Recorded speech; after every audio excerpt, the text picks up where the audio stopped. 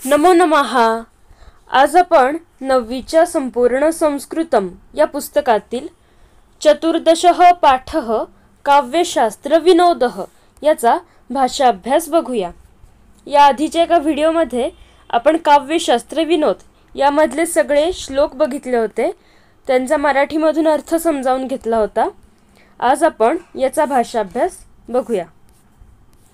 बघा, भाषाभ्यासः यामध्ये श्लोक 1 पहिल्या श्लोकावरचे प्रश्न। पहिला प्रश्न आहे एक वाक्येन उत्तरत, एका वाक्यात उत्तरे द्या। त्यामध्ये पहिला प्रश्न, विपर्ययः कस्मिन् शब्दे दृश्यते। विपर्ययः म्हणजे उलटक्रम। उलटक्रम कोणत्या शब्दामध्ये आपल्याला पाहायला मिळतो? तर आपण बघितलंय पहिल्या श्लोकामध्ये साक्षराः, त्याचं उलट काय होतं तर राक्षसा होतं, म्हणून विपर्ययः साक्षराः इति शब्दे दृश्यते। त्याच्यानंतर दुसरा प्रश्न, विपर्ययः कस्मिन् शब्दे न दृश्यते।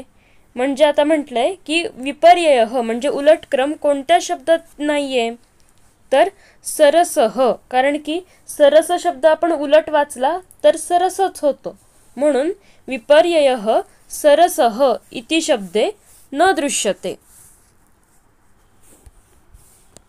पुढे, मानवाः कीदृशाः भवेयुः म्हणजे माणसांनी कोणाप्रमाणे झालं पाहिजे, तर सरस म्हणजे रसवान लोक जी आहेत, रसिक लोक आहेत किंवा चांगल्या स्वभावाची जी माणसं आहेत त्यांच्याप्रमाणे झालं पाहिजे, म्हणून मानवाः सरसः इव भवेयुः। इव म्हणजे ज्याप्रमाणे, सरस लोकांप्रमाणे झालं पाहिजे। मानवाः कीदृशाः न भवेयुः म्हणजे माणसांनी कोणाप्रमाणे झालं नाही पाहिजे, तर राक्षसांप्रमाणे झालं नाही पाहिजे, म्हणजे वाईट प्रवृत्ती माणसामध्ये आली नाही पाहिजे, म्हणून मानवाः राक्षसाः न भवेयुः असं आपण उत्तर लिहू शकतो। आता प्रश्न दुसरा, कोष्टकम पूरयत, कोष्टक पूर्ण करायचं आहे आणि कंसात हे शब्द दिलेत, सरसत्वम, राक्षसत्वम आणि विपरीतत्वम। आता दोन कॉलम काय दिलेत, साक्षरः मनुजः आणि सरजः मनुजः, सरसः मनुजः।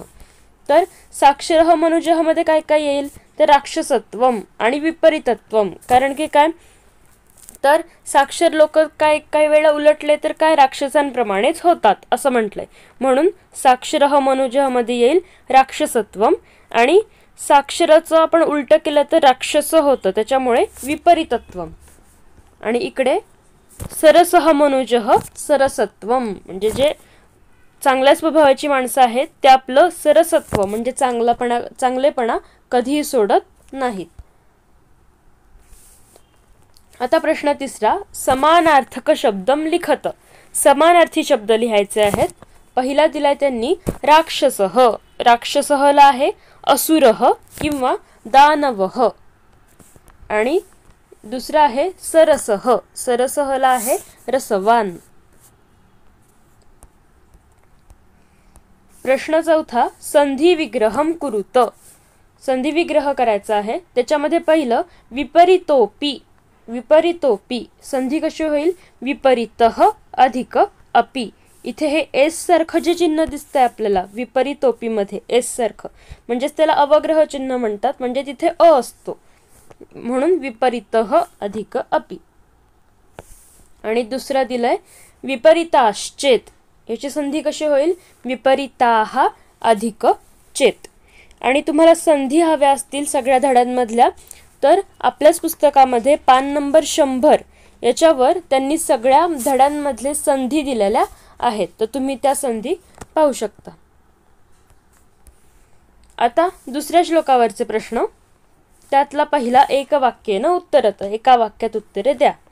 त्यामध्ये पहिला, वृक्षाग्रवासी कः म्हणजे वृक्षाग्रवासी झाडाच्या शेंड्यावर कोण राहतो, कोण असतो वृक्षाग्रवासी, तर नारिकेल फलम किंवा नारिकेलम, म्हणून वृक्षाग्रवासी नारिकेलम, नारळ असतं झाडाच्या टोकावर।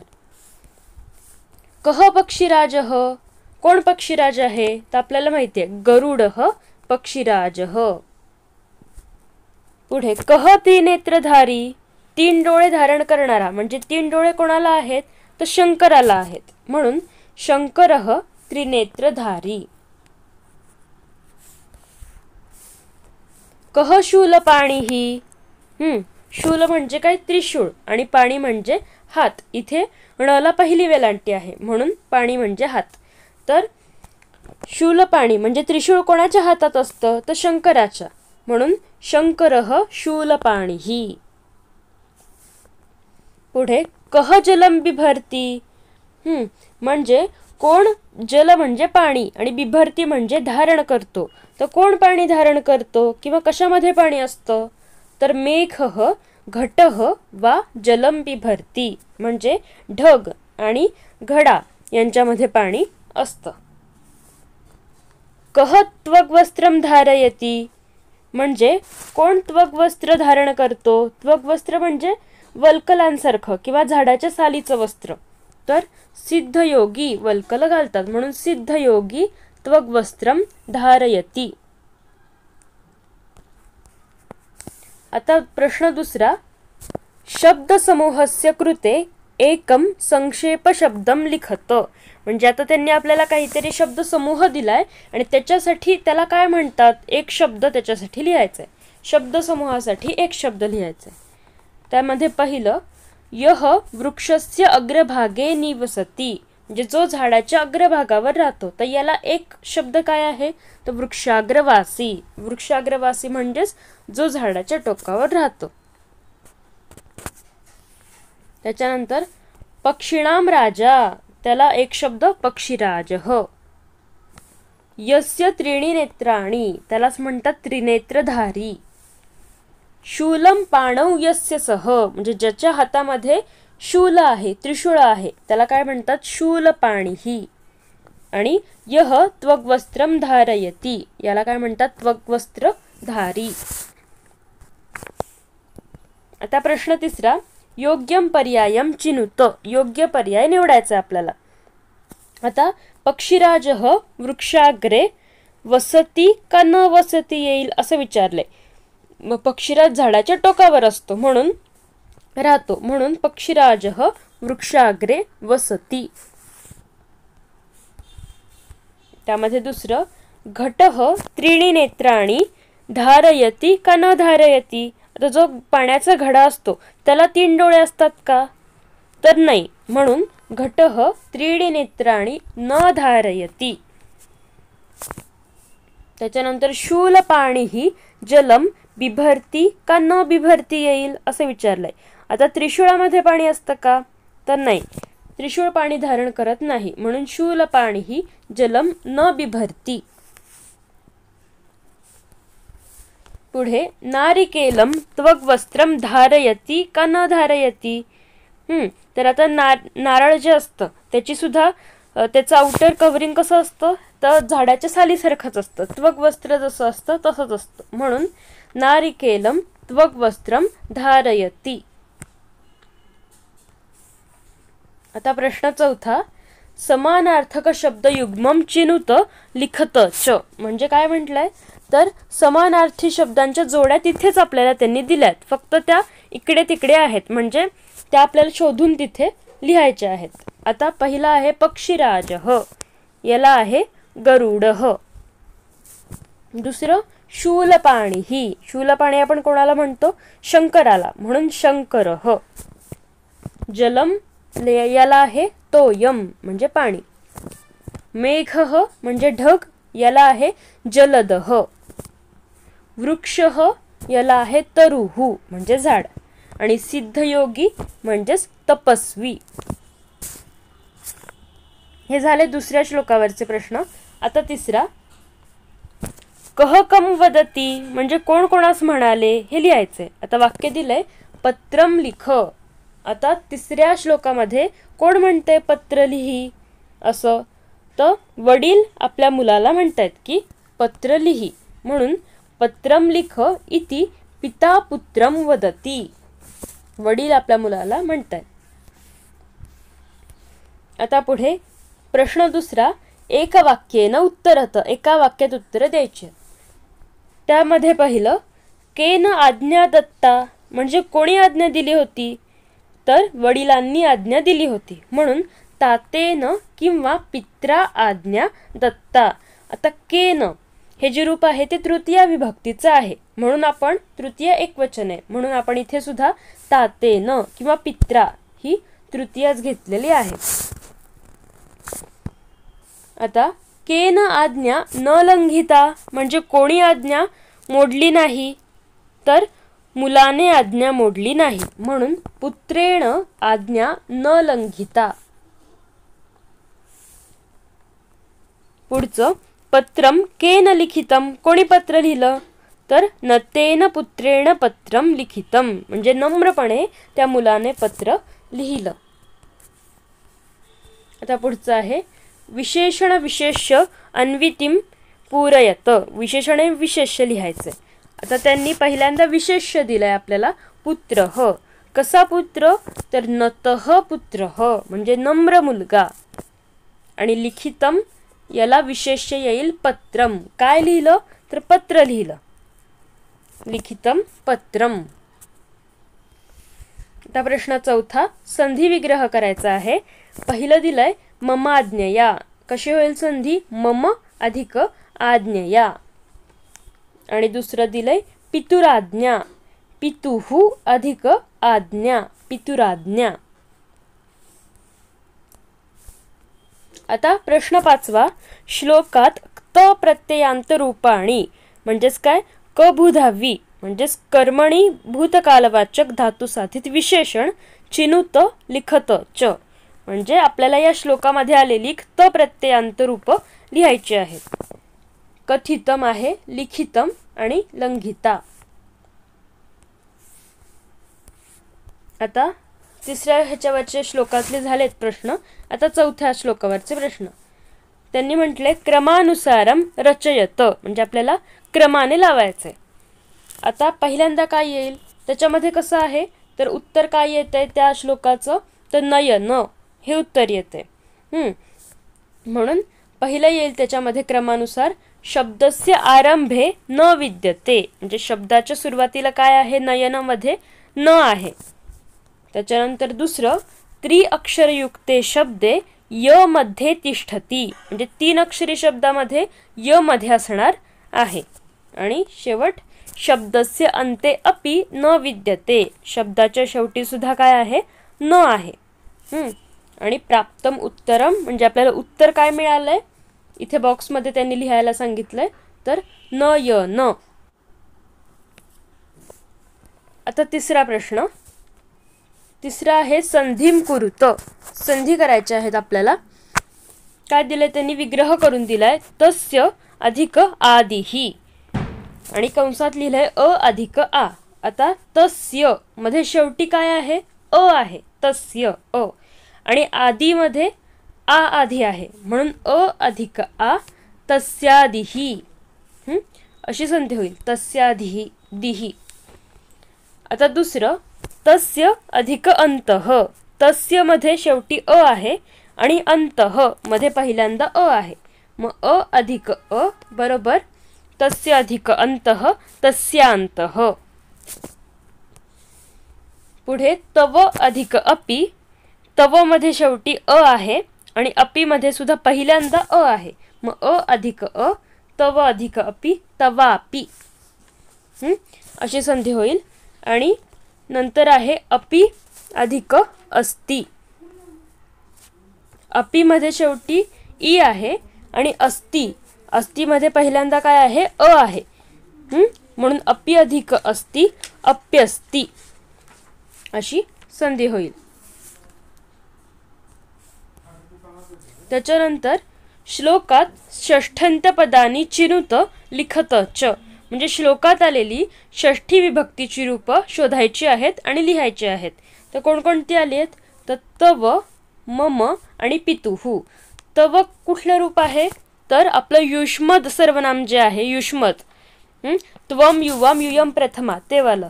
तर युष्मद जे सर्वनाम आहे त्याची षष्ठी आहे तव, षष्ठी एकवचन. आणि मम कोणाचं आहे, तर अस्मद सर्वनाम जे आहे 8वीत झालेलं अस्मद, तर अहम आवाम वयम प्रथमा हे वालं, तर त्याची षष्ठी एकवचन मम आहे. आणि पितुः यामध्ये मूळ शब्द कोणता आहे? पितृ. ऋकारांत पुल्लिंगी शब्द आहे आणि त्याची षष्ठी विभक्ती एकवचन आहे पितुः. आता चौथ्या श्लोकाचे प्रश्न झालेत. आता 5वा श्लोक. तालिकापूर्तीम कुरुत. तालिकापूर्ती करायची आहे. काय दिलंय? मंजुषेमध्ये काही शब्द दिलेत आणि आपल्याला त्या रिकाम्या जागा भरायच्या आहेत. आता कसं आहे, कसं दिलंय त्यांनी, तर बघा इथे मध्ये दिलंय त्यांनी तृणवृत्तेः, जलवृत्तेः, संतोषवृत्तेः आणि वैरी भवती, वैरी भवती आणि वैरी भवती असं दिलंय. तर आपल्याला काय लिहायचंय? आपल्याला माहिती आहे, आपण श्लोक बघितलाय. लुब्धकः. लुब्धकः म्हणजे कोण? तर शिकारी. शिकारी काय करतो? तर तृणवृत्तेः मृगस्य वैरी भवती. म्हणजे जो शिकारी असतो तो जो हरिण आहे त्याचा उदरनिर्वाह कशावर असतो? तर तो काय खातो? गवत खातो. मग गवतावर ज्याचा उदरनिर्वाह आहे अशा हरिणाचा तो वैरी भवती म्हणजे शत्रू आहे. त्याच्यानंतर धीवरः. धीवरः म्हणजे कोण? कोळी. मासे पकडतो तो कोळी. तर जलवृत्तेः मीनस्य वैरी भवती. ज्याचं जीवनच पाणी आहे अशा माशाचा तो वैरी आहे. आणि पिशुनः. पिशुनः म्हणजे दुष्ट लोक, वाईट लोक. तर जे वाईट लोक आहेत ते संतोषवृत्तेः सज्जनस्य वैरी भवती. म्हणजे सज्जनांना काय हवं असतं? समाधान, संतोष हवा असतो. मग अशा ज्यांना संतोष हवा असतो अशा सज्जनांचे वैरी कोण आहेत? तर पिशुनः म्हणजे वाईट लोक. अशी ही तालिका आपल्याला पूर्ण करायची होती. आता पुढे दुसरा प्रश्न. अधोदत्त वाक्यानी श्लोकस्थ समानार्थक शब्दैः पुनः लिखत. म्हणजे आता काय म्हटलंय? आता आपल्याला काही वाक्य दिले तिथं आणि काही वाक्यांना त्यांनी अंडरलाईन केली. तर त्या शब्दांसाठी आपल्याला श्लोकात आलेले शब्द समानार्थी लिहायचे आहेत. आता बघा पहिलं वाक्य. हरिणः शष्पाणि भक्षयति तथापि व्याधः तस्य शत्रुः भवति. म्हणजे हरिण गवत खातं तरी सुद्धा शिकारी त्याचा शत्रू आहे.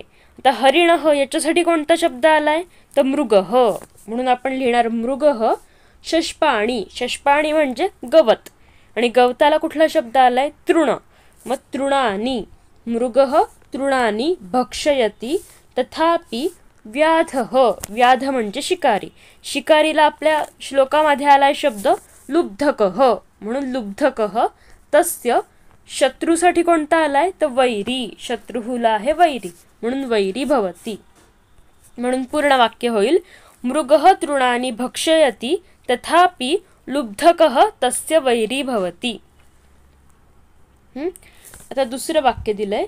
मत्स्यः जलं पिबति तथापि धीवरः तस्य रिपुः भवति.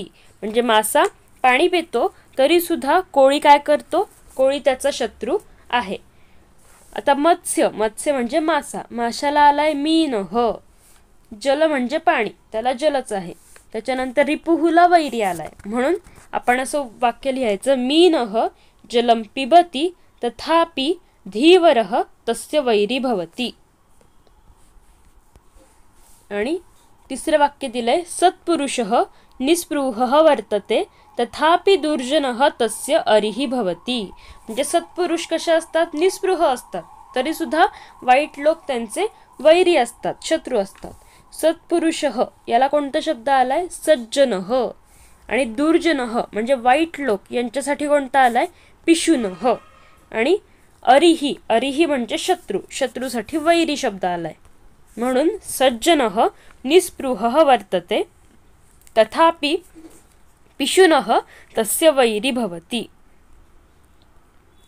आता श्लोक 6 त्यावरचे प्रश्न. एकवाक्येन उत्तरत. त्यामध्ये पहिलं विचारलंय. कस्याः नद्याः वर्णनं सुभाषिते वर्तते. म्हणजे कोणत्या नदीचं वर्णन सुभाषितामध्ये आलेलं आहे? तर गंगा नदीचं वर्णन आलंय. कारण की सुरुवातच काय आहे? गंगायाश् चंचलतरे. म्हणजे गंगा नदीचं आहे. म्हणून गंगा नद्याः वर्णनं सुभाषिते वर्तते. आता दुसरं, शतचंद्रम नभस्थलम कुत्र शोभते. म्हणजे शतचंद्र नभस्थल म्हणजे 100 चंद्राने युक्त असं आकाश कशामध्ये शोभून दिसतंय, तर त्या गंगेच्या सतत हलणाऱ्या पाण्यामध्ये शोभून दिसतंय. म्हणून शतचंद्रम नभस्थलम गंगायाः चंचलतरे वारिणी शोभते. म्हणजे गंगेच्या चंचलतरे म्हणजे सतत हलणाऱ्या, वारिणी म्हणजे पाणी, वारी म्हणजे पाणी, तर त्या पाण्यामध्ये शोभून दिसतंय. आता पुढे आहे विशेषणैहि जालरेखाचित्रं पूरयत. म्हणजे विशेषण आपल्याला लिहायची आहेत आणि हे जालरेखाचित्र पूर्ण करायचे. मध्ये दिलंय नभस्थलम, म्हणजे आता आकाश. कशा कशा प्रकारचं आकाश आहे, तर शतचंद्रम 100 चंद्र असलेलं, तारकायुक्तम तारकांनी युक्त, आणि तिसरं येईल वारिणी प्रतिबिंबितम म्हणजे ज्याचं पाण्यामध्ये प्रतिबिंब पडलंय असं आकाश. आता पुढे तिसरं विशेषणम लिखत, विशेषण लिहायचं आहे. त्याच्यामध्ये आपल्याला वारिणी त्यांनी दिलंय, त्याला काय येईल, चंचलतरे वारिणी म्हणजे कसं पाणी, सतत हलणारं पाणी. आणि दुसरं त्यांनी दिलंय नभस्थलम, त्याला काय येईल, शतचंद्रम नभस्थलम 100 चंद्र असलेलं आकाश. तर पुढे म्हटलंय गंगा इति शब्दस्य अमरपंक्तीम लिखत. म्हणजे गंगा या शब्दासाठी आपल्याला काय करायचं आहे, अमरपंक्ती लिहायची आहे. अमरपंक्तीमध्ये काय असतं, तर त्या शब्दासाठी सगळे समानार्थी शब्द असतात. तर गंगासाठी बघा, गंगा विष्णुपदी जुन्हूतनया आणि सुरनिमग्नगा ही अमरपंक्ती आहे. आता श्लोक 7 त्याच्यावरचे प्रश्न. आता काय म्हटलंय, पहिला रिक्त स्थानम पूरयत म्हणजे आता रिकाम्या जागा आपल्याला यातल्या भरायच्या आहेत. तर पहिला आहे त्वम धनी नाम डॅश मुहुहु न ईक्षसे. त्वम धनी नाम म्हणजे तू श्रीमंत लोकांचं, मुहुहु न ईक्षसे म्हणजे वारंवार पाहत नाहीस. काय पाहत नाहीस, तर तोंड पाहत नाहीस, म्हणून वक्त्रम इथे येईल, तोंड पाहत नाही, म्हणून त्वम धनी नाम वक्त्रम मुहुहु न ईक्षसे. त्याच्यानंतर त्वम मृषा चाटून न आणि काय येईल, तर वृषे म्हणजे त्वम म्हणजे तू, मृषा म्हणजे काय, खोटं खोटं, आणि चाटून चाटून म्हणजे गोड बोलणं. तर तू काय करतोस, खोटं खोटं गोड सुद्धा बोलत नाहीस. वृषे म्हणजे तू बोलत नाहीस. पुढे आहे त्वम एषाम गर्ववचः न शृणोषि. इथे येईल गर्ववचः म्हणजे तू त्यांचं गर्विष्ठपणाचं बोलणं सुद्धा ऐकत नाहीस. त्याच्यानंतर त्वम तान प्रति डॅश न धावसी. तू त्यांच्याकडे आशया न धावसी म्हणजे आशेने धावत नाहीस. त्वम काले बालतृणानी डॅश म्हणजे तुला भूक लागल्यानंतर बालतृण म्हणजे काय, कोवळं गवत खातोस, खादसी असं येईल. त्याच्यानंतर त्वम निद्रागमे निद्रासी म्हणजे तुला जेव्हा झोप येते तेव्हा तू झोपतोस, म्हणून इथे निद्रागमे येईल. नंतर म्हटलंय हे कुरंग तद मे ब्रूही. तद मे ब्रूही म्हणजे तू मला, हे कुरंग म्हणजे हे हरणा तू मला सांग असं म्हटलंय. आणि शेवटचं भवता किम नाम तपह तप्तम म्हणजे तू कोणतं तप केलं होतंस असं म्हटलंय. आता पुढे प्रश्न निर्माणम कुरुत प्रश्न तयार करायचा आहे. त्यामध्ये एक त्वम धनी नाम वक्त्रम मुहुहु न ईक्षसे म्हणजे तू श्रीमंतांचं तोंड पाहत नाहीस. मग धनी नाम वक्त्रम याला अंडरलाईन केली आहे म्हणजे हे शब्द उत्तर येईल असा प्रश्न तयार करायचा आहे. आता काय येईल प्रश्न, त्वम किम न ईक्षसे म्हणजे तू काय पाहत नाहीस. तर धनीनाम वक्त्रम म्हणजे श्रीमंतांचं तोंड पाहत नाहीस. त्याच्यानंतर त्वम निद्रागमे निद्रासी म्हणजे तू झोप आल्यावर झोपतोस, तर कधी झोपतोस म्हणून कदा येईल. त्वम कदा निद्रासी, तर जेव्हा झोप येते तेव्हा तू झोपतोस. आता प्रश्न तिसरा, समानार्थक शब्दम चिनुत लिखत च. आता समानार्थी शब्द शोधून लिहायचे आहेत. आता वदनम, वदन म्हणजे काय, तोंड. याला कोणता शब्द आलाय, तर वक्त्रम. त्याच्यानंतर असत्यम, असत्य याला आलाय मृषा. आणि अजून एक माहीत असावा म्हणून अनृतम. त्याच्यानंतर शष्पम, शष्पम म्हणजे गवत, म्हणून याला आलाय तृणम. त्याच्यानंतर चौथं दिलंय स्वापह, स्वापह म्हणजे झोप, याला आलाय निद्रा. मृगह म्हणजे हरिण, याला आलाय कुरंग. आणि पश्यसी म्हणजे पाहतोस, याला आलाय ईक्षसे.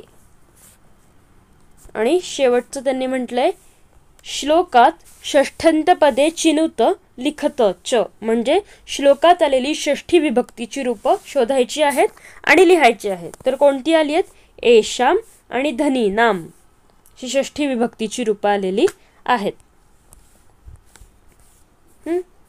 तर अशा प्रकारे आज आपण काव्यशास्त्र विनोदः या पाठाचा भाषाभ्यास बघितलेला आहे. आणि तुम्हाला जर माझे व्हिडिओ आवडत असतील तर व्हिडिओला लाईक करा, शेअर करा आणि आपल्या चॅनलला सबस्क्राईब करा. चला तर पुन्हा भेटूया पुढच्या भागात. पुनर्मिलामः. धन्यवादः.